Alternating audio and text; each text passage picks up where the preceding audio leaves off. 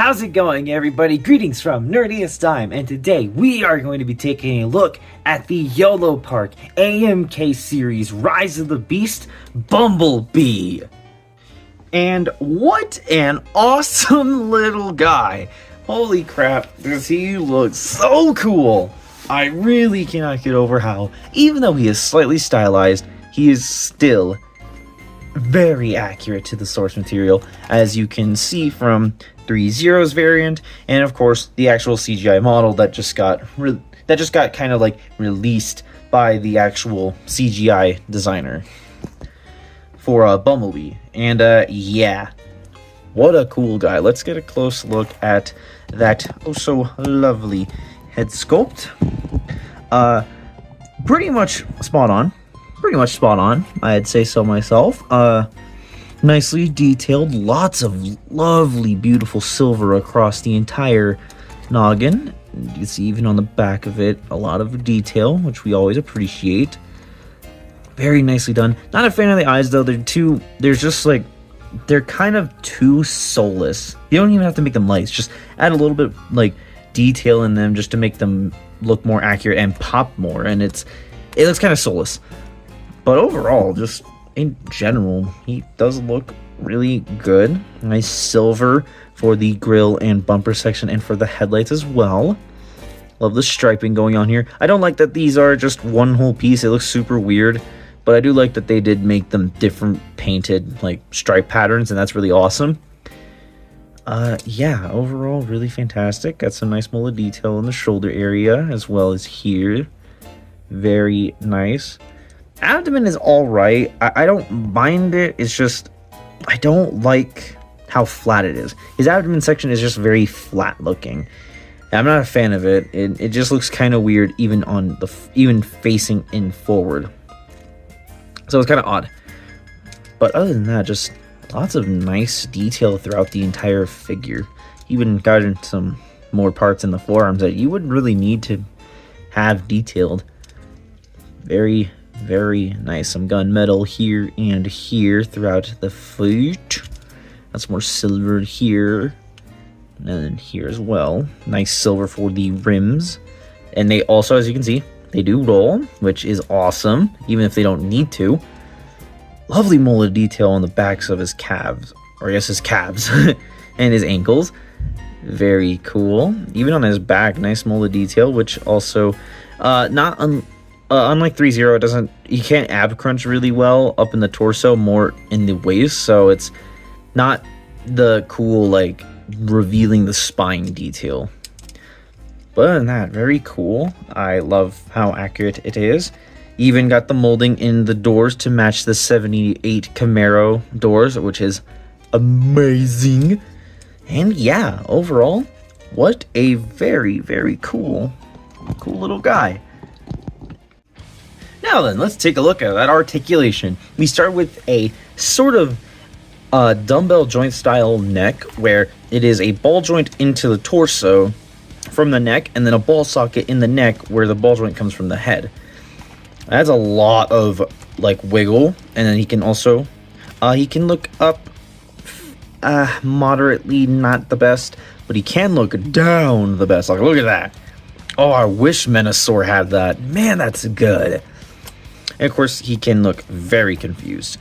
The doors, due to the pegs, can actually rotate around like so. You can have them even down and look a little sad. However, that is the only joint they have. I do wish that they made like more articulated doors for this guy. The wheels can also be moved to your personal preference.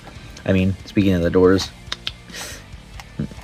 The shoulders are double jointed. I believe the inside is just a hinge. Yes, it is just a hinge.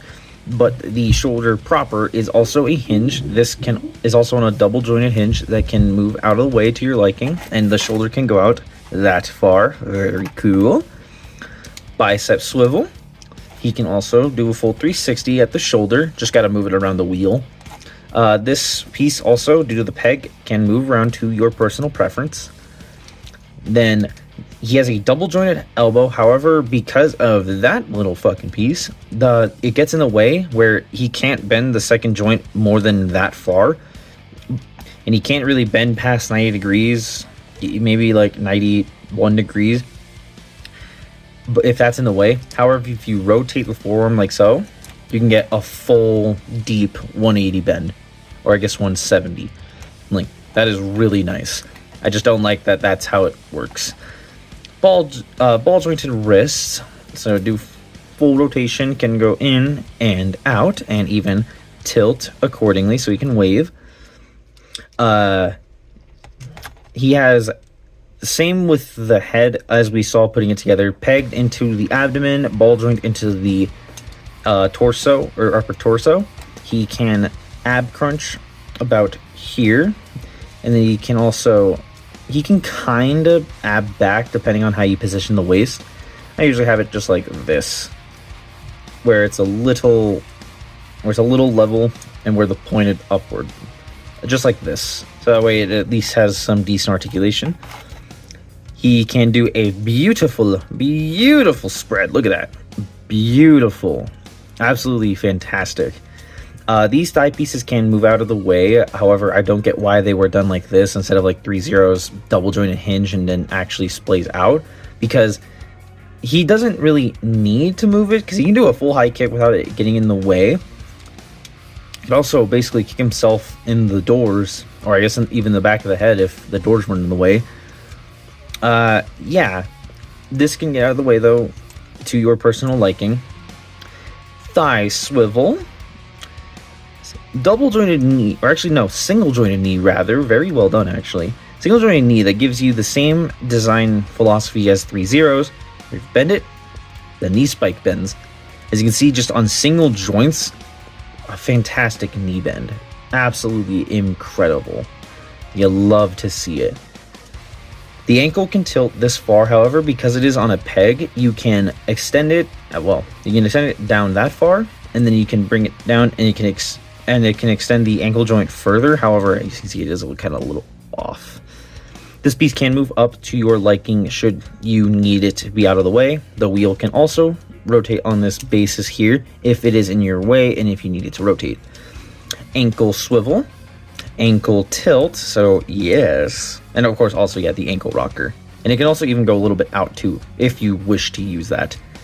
And finally, a toe tilt. Yes. Oh, how could I forget all the detail on his steel toes? Yes, I love the steel toes. And yeah, one last thing we want to take a look at before we do some size comparisons is the optional fist, or I guess hands, and that would be 2 sets of fists with some decent molding in them. However, due to them being a little, like, they're hard rubber, like they're very hard, but they're also still malleable, and very nice molding. I do like how they did the finger joint system. It's better than his actual finger design, which I don't like. So I like how it actually looks here. Very nice looking fists, and some silver on the parts of his bracers, or I guess gloves, and some action hands. And the cool thing is molded detail even in the fingers. I love that. Very nicely done, even in the palm too. You just love to see it. And of course, get a pair of those with some more silver on those. And again, is because they are on ball joints, you can really just swap them in such an easy manner. And yeah, can get him into some really wild poses. Shall we showcase some?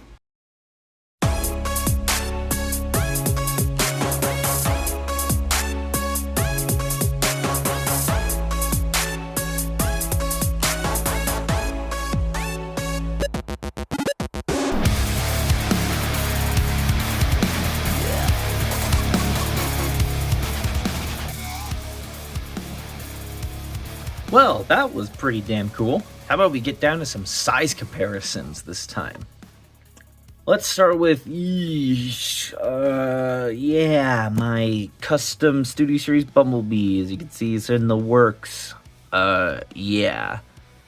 Missing door and parts and whatnot. Don't worry, he's just being customized. He's not, like, broken or anything. But, yeah, crazy how this is pretty damn accurate to the source material, even with some liberties that had to be taken.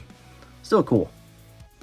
While this is 2 wildly different scale, or different, like, aesthetics, This is just a representation to showcase how he looks with Masterpiece stuff. Enter Masterpiece Blue Streak. And as you can see, almost, actually not even almost, pretty much flawless. Like it can't be better than that. Like if you really were looking for a Rise of the Beast Bumblebee to be Masterpiece scaled, there you go. You pretty much have him. And yeah, looking pretty damn good doing it. While this is random, it's just because here he is with Human Alliance Bumblebee. An amazing gift, actually, from one of my best friends. One of my childhood toys that I've always wanted. I had the stealth variant, or I guess high octane version, or whatever it was called, for Dark of the Moon, but he broke and I don't know what happened to him. And now I have the original, which I've always wanted, and yeah. Again, completely different, but still pretty cool. Kinda proving my point that this can work in the Masterpiece scale. Here it is with Magic Square's Light of Freedom, or Optimus Prime. And yeah, it works, although admittedly Bumblebee is a little too tall, or I guess, he's too short. MP10 was too short anyway, so yeah, this is really, it's more he's the short guy. But yeah, there you go, you can get an idea of that. And finally, Studio Series 38 Optimus. Yeah, as you can see, he's practically Voyager sized, and yeah, it honestly is kind of cool that you can see their aesthetics still match up, even though scale makes no fucking sense here.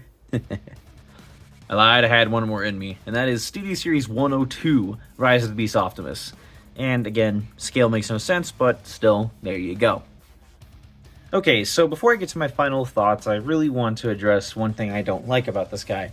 Even though I love him, his proportions are weird. And that is, his arms are way too long. You can see it right here. His hands are straight up, are literally parallel, if not below his knees. And boy, howdy does that not look good. It looks so weird. He's got real knuckle draggers, and it ain't pretty looking, to say the least. Yeah, it's just not good. Again, I don't like how his abdomen section looks. It's kind of weird, and just the way his torso and like shoulders, it's kind of off looking. I do like how thin his legs are. There's still beef to them, but they have a slenderness that just physically works for Bumblebee. But regardless, let's get down to my final thoughts. And my final thoughts are thus.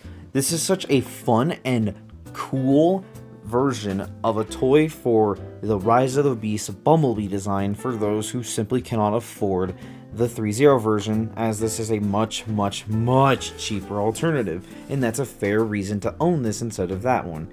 However, I'm not a fan of his weird proportions, such as long arms and tiny abdomen, and I am not a fan of the lack of blasters and masks that I can't get unless I get Cheetor. I am never okay with that. However, I'm debating even collecting this entire line to begin with. However, his posability is something to behold by so buttery smooth joints and just lovely articulation in general. And as you can see, he can get into some really, really silly poses like this one. It's fantastic. I cannot really get over how good he is as a slightly stylized version of the Rise of the Beast Bumblebee design. However, one final gripe is that his knees are perpetually bent, so he's not standing straight up, and it does get frustrating at times. However, he is a strong recommend for me. I hope you all have a lovely day, evening, or night. Thank you all so much for watching. Like, comment, subscribe, and all that. This is Nerdiest Dime, rolling out!